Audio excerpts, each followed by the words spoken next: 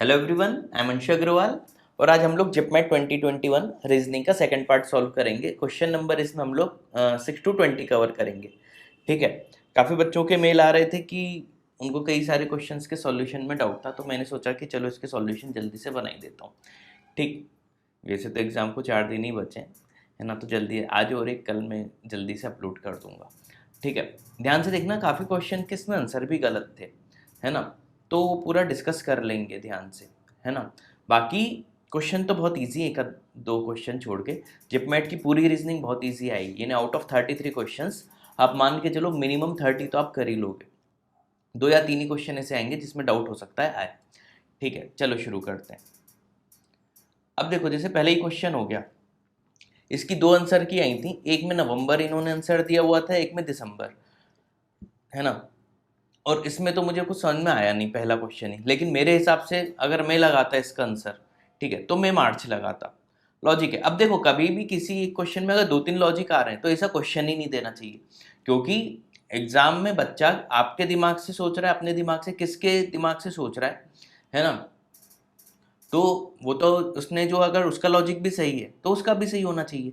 तो नॉर्मली जब भी ऐसे ऑड वन आउट टाइप के क्वेश्चन आते हैं, ठीक है, तो ये बहुत सोच समझ के इनको भी पूछने चाहिए, जिसमें अगर पॉसिबिलिटी बने तो एक ही बने, ताकि कोई भी सोचे तो उसी लॉजिक पे सोचे। ठीक है। अब इन्होंने 2 आंसर की इसकी दी थी, अभी आप एनटीए की साइट से डाउनलोड करोगे तो आई थिंक उसमें नवंबर है और उसके पहले दिसंबर दिया था आंसर, या इसका रिवर्स, यानी पहले दिसंबर दिया था अभी नवंबर, तो ये खुद ही कंफ्यूज है। ठीक। तो ऐसे 3 4 क्वेश्चन थे आई थिंक लास्ट ईयर। अब देखो, मेरा जो था, अगर मैं नॉर्मली सोचता तो ऐसे तो निकल के आता नहीं, क्योंकि देखो इस डेज के हिसाब से देखते तो 28, 31, 30, 31, इसमें भी ऐसे ऑड वन आउट 7 में नहीं आ रहा, क्योंकि 2 इवन नंबर हैं, 2 ऑड हैं। अब दो, 3 30 एक 31, या 3 31 एक 30, वैसा भी कोई लॉजिक नहीं है ना, तो इस लॉजिक के हिसाब से लगाना कोई सेंस नहीं है। ठीक। बाकी अल्टरनेट वैसे देखें गैप के हिसाब से, तो फरवरी मार्च लगातार 2 महीने, इधर नवंबर दिसंबर भी लगातार 2 महीने हो गए, तो इधर भी आप कुछ अलग से सोच नहीं सकते। ठीक है। तो किसी भी लॉजिक से ऐसा कुछ जा नहीं रहा था। हाँ, लेकिन एक चीज़ फिर करते करते मेरे दिमाग में आई, नंबर ऑफ लेटर्स अगर काउंट करूँ तो देखो, फेब में कितने आएंगे, 1 2 3 4 5 6 7 8, 8 लेटर्स हैं। नवंबर में भी 8 लेटर्स हैं, दिसंबर में भी 8 लेटर्स हैं। सिर्फ मार्च ऐसा है जिसमें 5 लेटर्स ही हैं। तो अगर मैं आंसर लगाता तो ऑप्शन बी लगाता, क्योंकि ये भी एक लॉजिक बन रहा है, बाकी तो कुछ बन नहीं रहा, तो नंबर ऑफ लेटर ही काउंट कर लो भाई। ठीक है। थोड़ा हो सकता है डिस्टर्बेंस आ रहा हो, है ना, चुनाव प्रचार चल रहा है हमारे एमपी में तो अभी। ठीक। तो दिन भर यही हो रहा है, तो वीडियो बनाना है तो इसके बीच में ही बनाना पड़ता। ठीक। चलो, उम्मीद है समझ में आ गया होगा, लेकिन एग्जाम में छोड़ देना, है ना, ऐसे क्वेश्चन उनको पूछने नहीं चाहिए थे। क्या, seventh, 6 faces of cube are painted in a manner that no two adjacent face have same color. The three color use red, blue, green. ठीक है। अब 36 पार्ट में इसको डिवाइड किया गया। 32 क्यूब्स इसमें एक साइज के हैं और बचे हुए बिगड़ साइज के हैं। ठीक है। बचे कितने, 4, है ना। And each of the bigger size no red side, इसमें रेड साइड कोई भी नहीं है। अब बोल रहे हैं सिर्फ एक साइड कलर्ड हो। देखो, इसमें वो हमने जो वीडियो कोर्स में डायरेक्ट फॉर्मूला पढ़ाए हुए हैं वो इसमें नहीं लगेगा, क्योंकि इसमें अब डायमेंशन चेंज हो गए, कुछ 32 है, कुछ 4 है ना। इसको अब दिमाग से बनाते हैं। ध्यान से देखना, अगर आपने डायग्राम समझ लिया तो क्वेश्चन 1 सेकंड का है। 1 सेकंड मतलब विद इन 1 मिनट।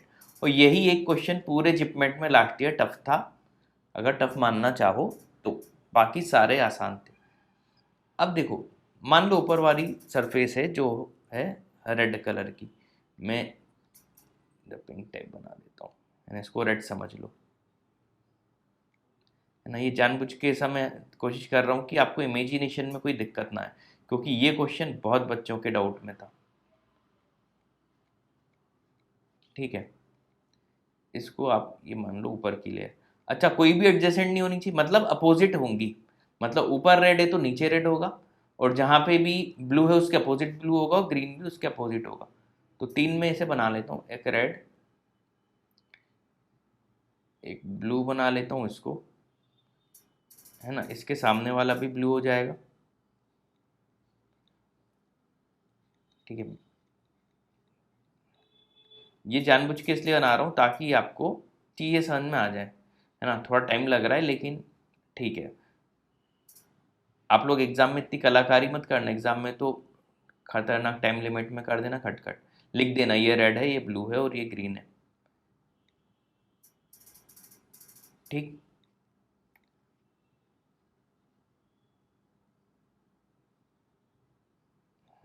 चलो एक अपन ऐसा बना लेते हैं, ये जो भी बना इनके सामने वाले भी सेम कलर के ही होंगे। क्यों? क्योंकि एडजेसेंट फेस पे सेम कलर नहीं चाहिए था इनको, तो फिर अपोजिट में ही होता।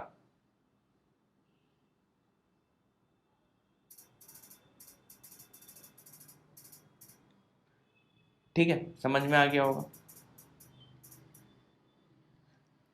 अब देखो एक ऐसे बनाता हूं, ध्यान से समझना।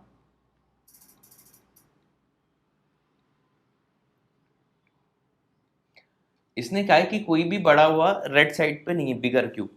तो ऊपर और नीचे अगर रेड रेड है तो ऊपर नीचे में बिगर नहीं दूंगा, तो बचे हुए 32।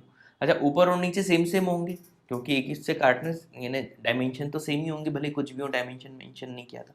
तो ऊपर भी मैं 16 ले लेता हूँ।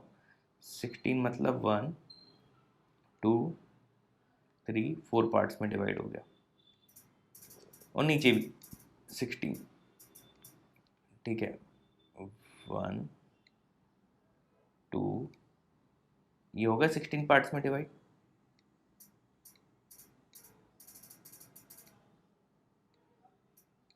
नीचे भी 16, ठीक है। तो ऊपर 3 लेयर हो गई, ऊपर की एक 16 की लेयर हो गई, नीचे एक 16 की लेयर हो गई।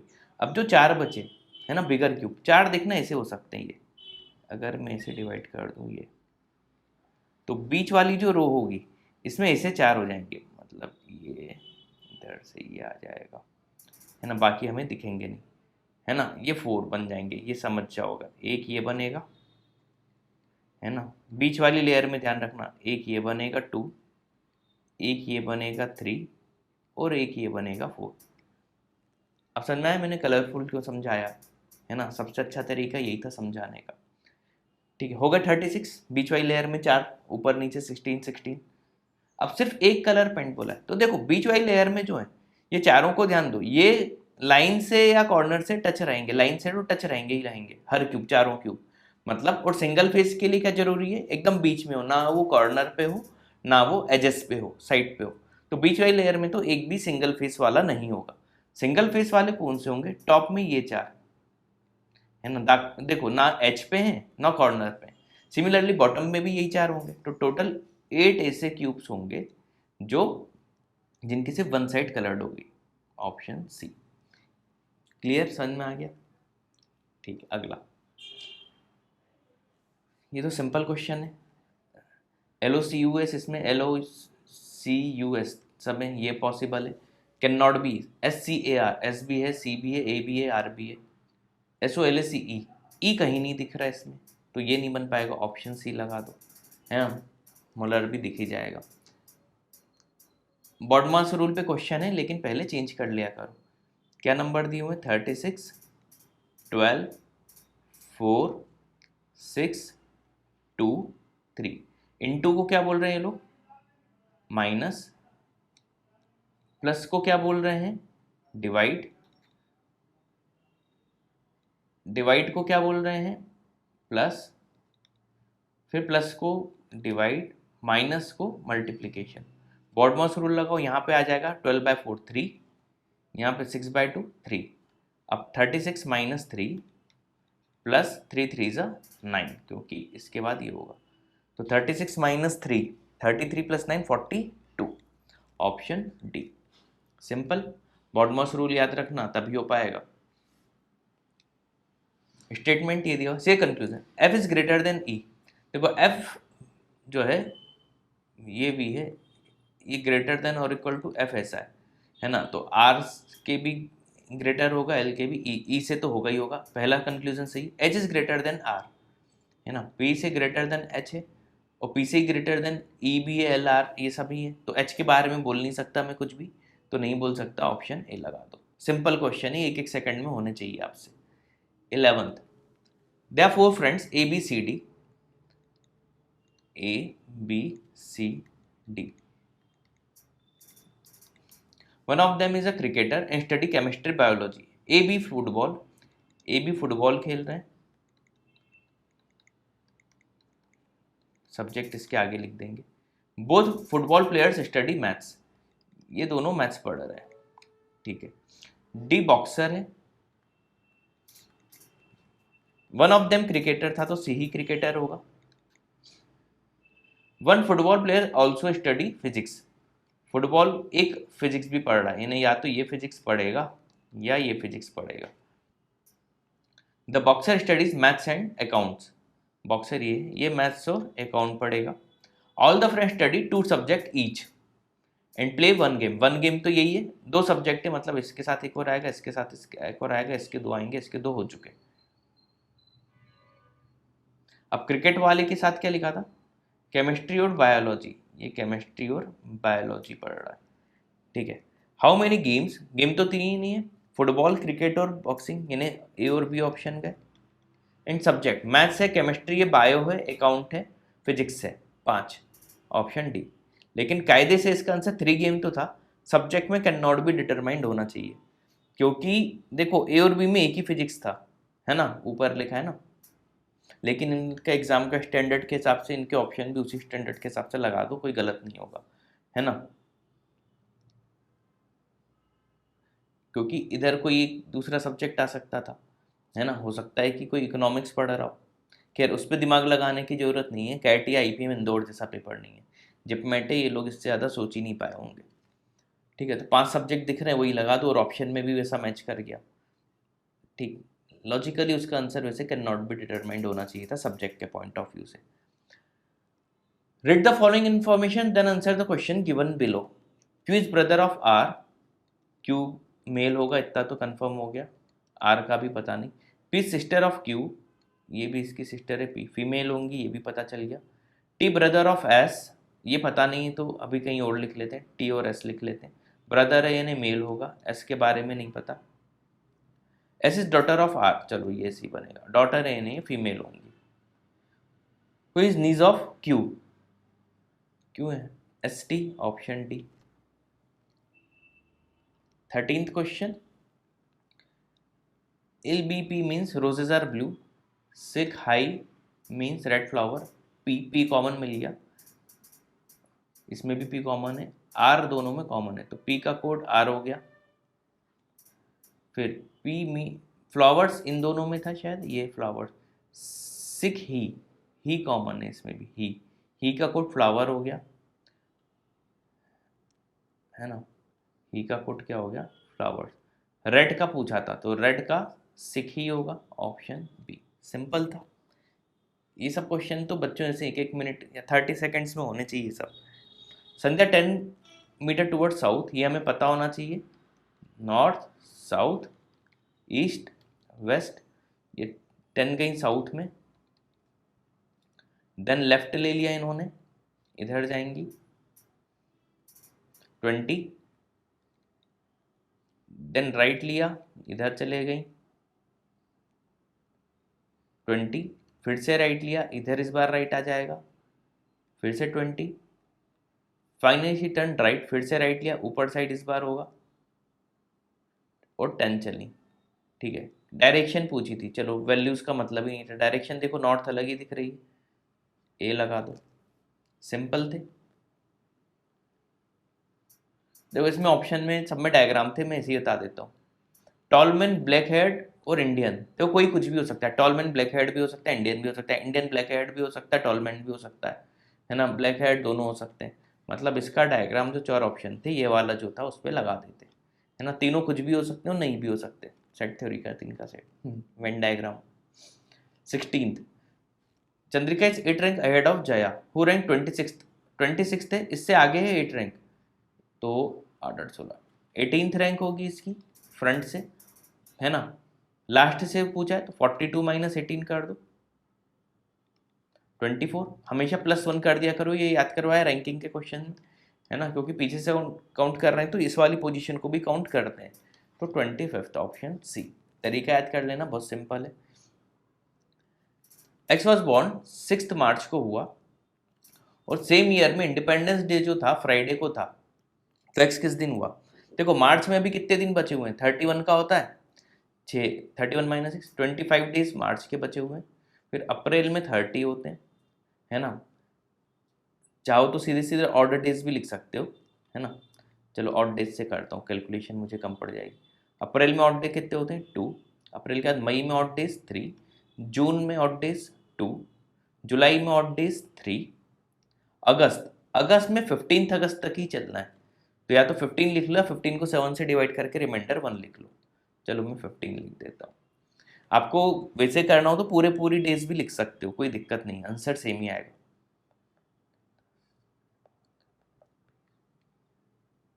50, ठीक है, 7 से डिवाइड करके रिमाइंडर देख लो, 1 आएगा। इन्हें 1 ऑड डे, मतलब ये अगर एक्स दिन डे को हुआ था +1 करके फ्राइडे आ रहा है ना, एक दिन बाद फ्राइडे, मतलब एक्स कब आया होगा?